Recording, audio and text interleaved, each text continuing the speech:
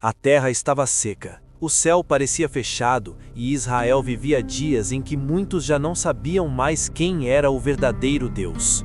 No meio daquele silêncio quebrado pela fome e pelo medo, Elias surgiu como um homem sozinho contra uma nação dividida. Diante do rei Acabe e do povo reunido, ele lançou uma pergunta que ninguém mais conseguia evitar. Até quando vocês vão ficar entre dois lados, hesitando entre o Senhor e Baal sem escolher a quem servir? Mas ninguém respondeu, e aquele silêncio pesou mais do que qualquer grito.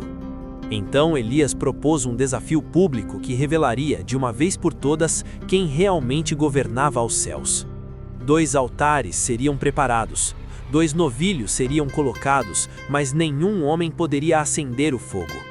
O Deus que respondesse com fogo seria reconhecido diante de todos como o único Deus verdadeiro. O povo concordou, e o monte inteiro passou a respirar expectativa. Os profetas de Baal começaram primeiro, certos de que sua resposta viria diante de tanta gente. Eles clamaram desde a manhã, ergueram os braços e cercaram o altar como quem esperava um sinal imediato. O tempo passou, o calor aumentou e ainda assim não havia fogo, nem voz, nem resposta. Quanto mais eles insistiam, mais evidente ficava o vazio do altar que não podia responder. Ao meio-dia, Elias rompeu a tensão com ironia e expôs diante de todos a impotência daquele falso Deus. Feridos no orgulho, eles redobraram o ritual e mergulharam num desespero cada vez mais sombrio.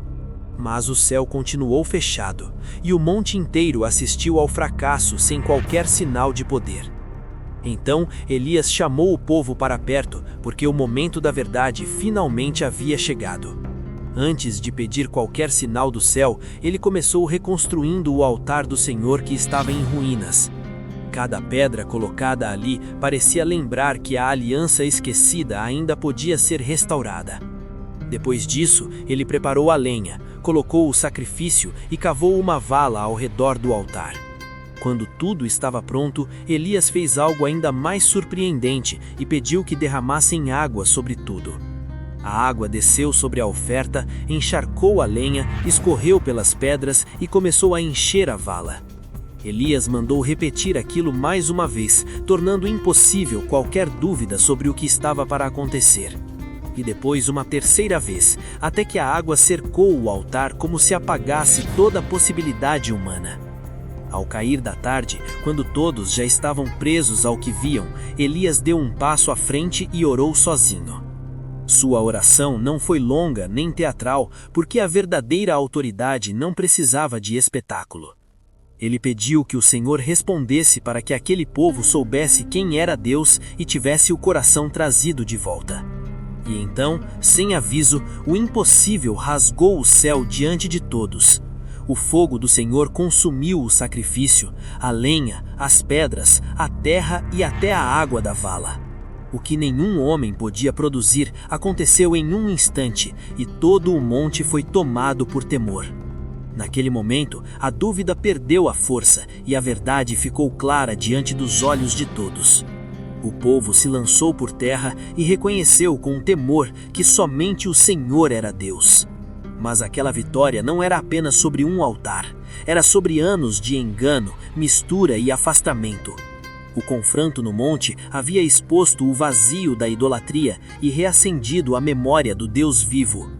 Então Elias voltou os olhos para o céu, porque depois do fogo ainda viria outro sinal. O mesmo Deus que respondeu com fogo também estava prestes a responder com chuva. E naquela tarde, Israel aprendeu que basta um único homem fiel para que uma nação inteira volte a tremer diante de Deus. Se essa mensagem tocou o seu coração, deixa o seu like, se inscreve no canal e ativa o sino para não perder as próximas histórias.